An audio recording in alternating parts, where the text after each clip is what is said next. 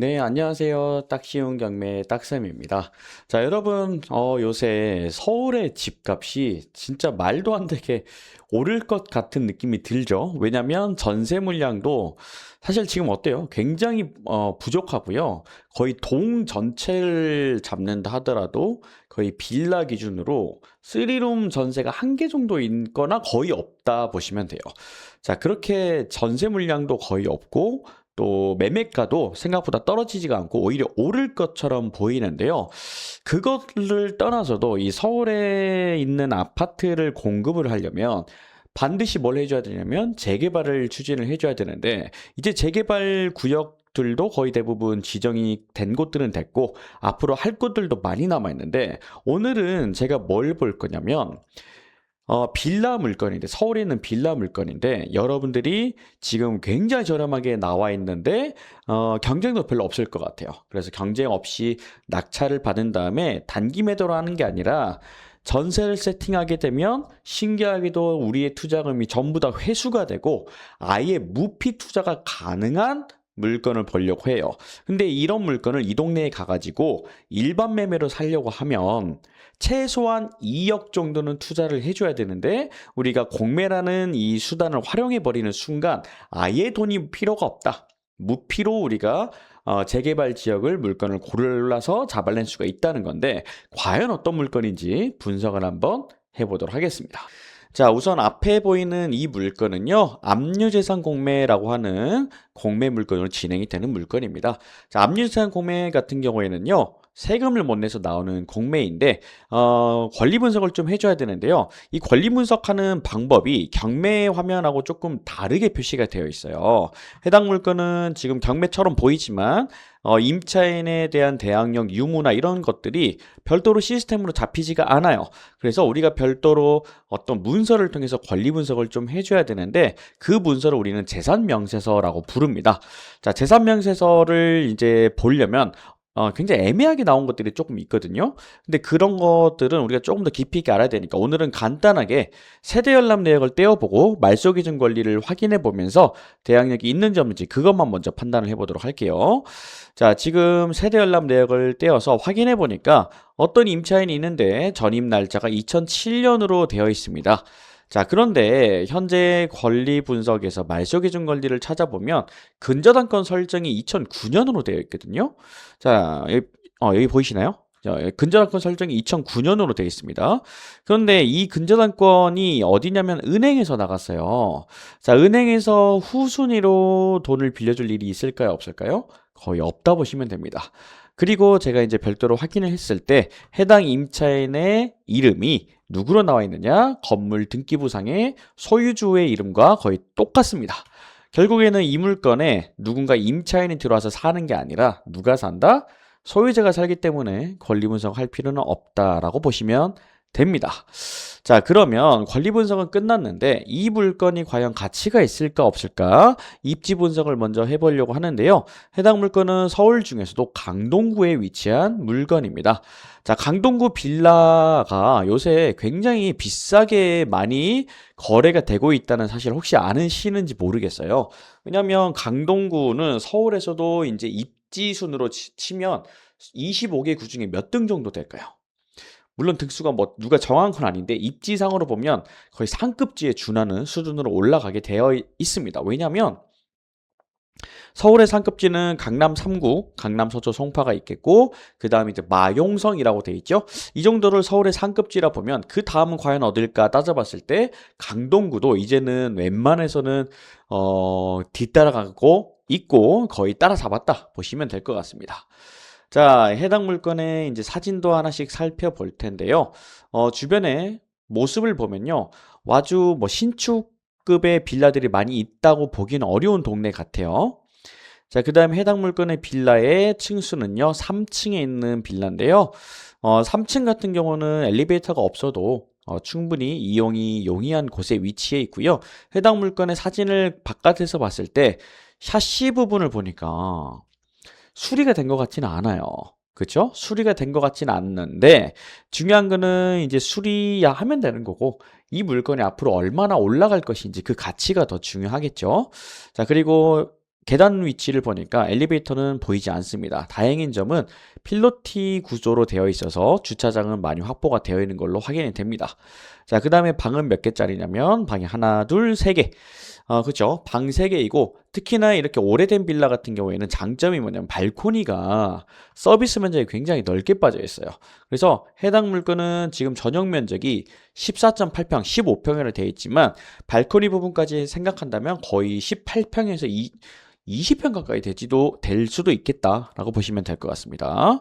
자, 그 다음에 현재 최초 감정가가 2억 7천이에요. 놀랍지 않으신가요? 자, 현재 감정가가 2억 7천인데 이곳은요 강동구인데 3룸 빌라인데 2억 7천이다. 굉장히 저렴한 겁니다. 자, 위치를 한번 살펴볼까요? 자, 조금 더 화면을 크게 하고 자, 확대를 조금 해보겠습니다. 자, 해당 물건의 위치이고요. 주변의 입지를 살펴볼 텐데 여기서 조금 눈에 띄는 점은요. 옆에 라인에 굉장히 많은 음식점들이 이렇게 입지에 있는 것을 확인할 수가 있어요. 거리뷰를 한번 살펴볼게요. 자, 주변에 이제 거리뷰를 살펴보니까 어떤 커다란 대로는 아닌데 여기가 2차선 도로변이었다면 조금 아쉬웠을 것 같아요. 왜냐면 이곳이 2차선 도로잖아요. 그러면 개발하기가 생각보다 쉽지 않아요. 근데 골목길인데 넓은 골목길로 이렇게 양쪽으로 맛집들이나 이런 가게들이 쭉 지금 형성이 되어 있는 걸 보면 인프라도 잘 형성이 되어 있다 볼 수가 있겠고요. 그 다음에 좌측에 보면 초등학교도 커다랗게 있죠.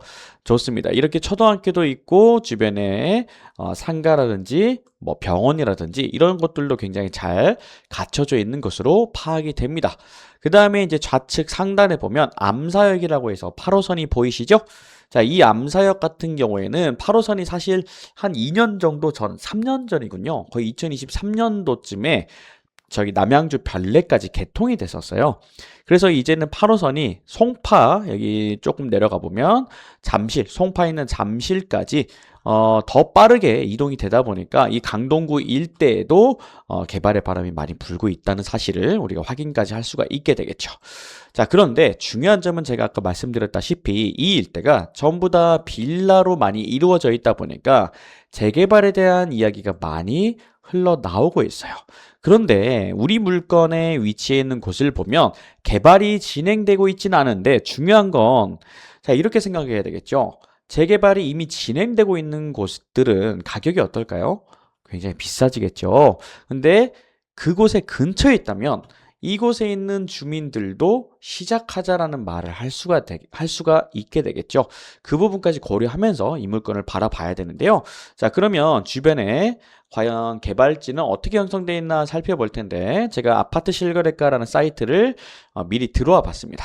자, 우리 물건은 어디냐면요. 지금 마우스로 보이는 여기쯤에 위치해 있어요. 자, 우리 물건은 재개발지로 포함이 되어 있진 않아요. 초등학교의 동측 구간에 있습니다. 그런데 주변을 보니까 어때요?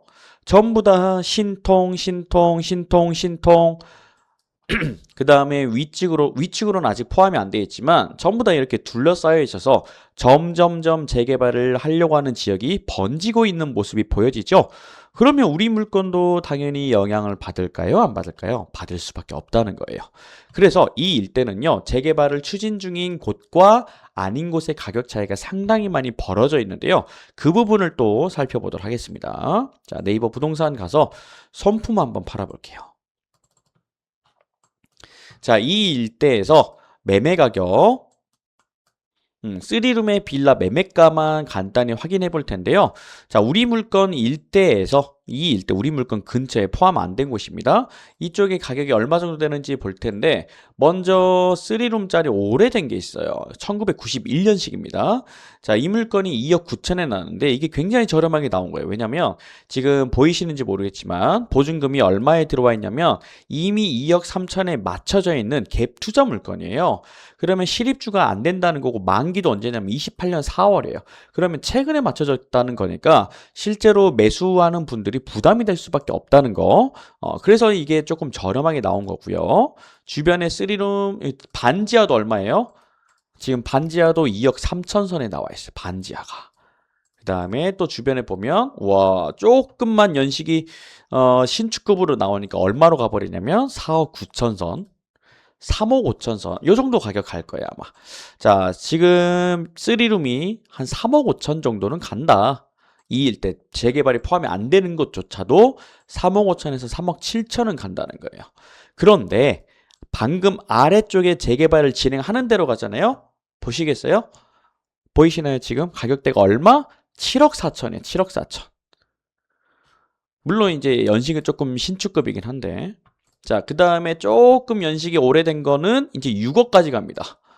어마어마하죠. 가격 차이가. 자, 그 다음에 아주 저렴한 것도 지금 최소가 5억부터 시작이라는 거예요. 그 다음에 또 밑에 쪽에 재개발 하는데 가면 역시나 얼마? 5억 8천에서 6억. 그 다음에 4억 7천. 진짜 작은 거죠. 34제곱미터짜리가 보세요. 10평짜리가 4억 7천 가고 있어요. 네, 기본이 5억. 와, 어떤 건 10억도 있네요. 자, 그런데 우리 물건은 지금 추진을 아직은 안 하고 있기 때문에 3억대 중반 정도의 일반 매매가 나왔다는 건데 우리는 지금 뭐로 가고 있다? 압류재산 공매 물건이고 현재 감정가가 얼마밖에 안 된다? 2억 7천밖에 되지 않고 있다. 게다가 이 물건은 압류재산 공매이다 보니까 일반적으로 경매하시는 분들 입장에서는 이런 물건을 검색하기도 쉽지가 않아요.